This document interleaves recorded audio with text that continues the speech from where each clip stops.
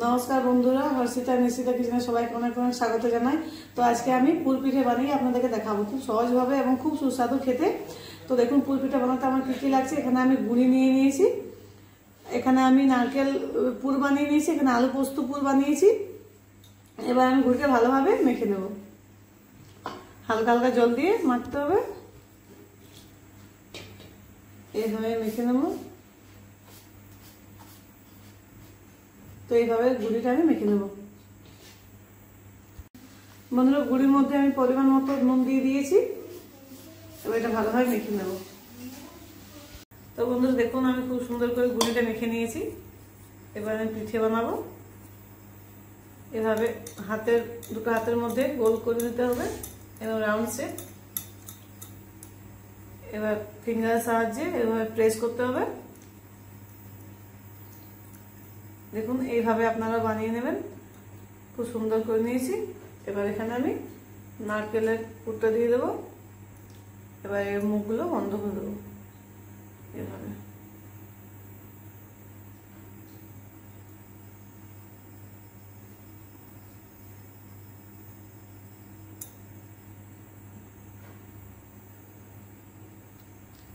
দেখো বন্ধুরা, একটা পিঠে বানানো আমার হয়ে গেছে।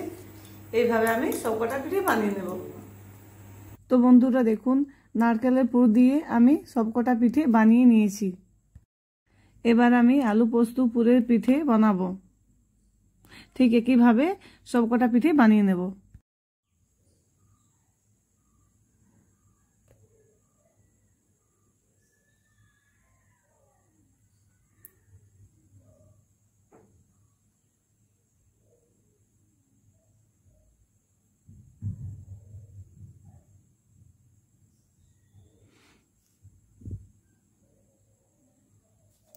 তো বন্ধুরা দেখুন, আমি আলু পোস্ত পুর দিয়ে সবকটা পিঠে বানিয়ে নেব।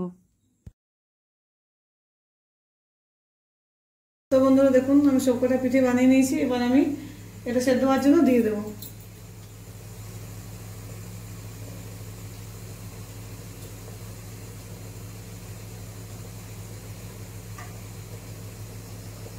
বন্ধুরা দেখুন, আমি সবকটা পিঠে দিয়ে দিয়েছি। এবার আমি ঢেকে রেখে দেবো। এটা আমি 10 মিনিটের জন্য সিদ্ধ করে নেব।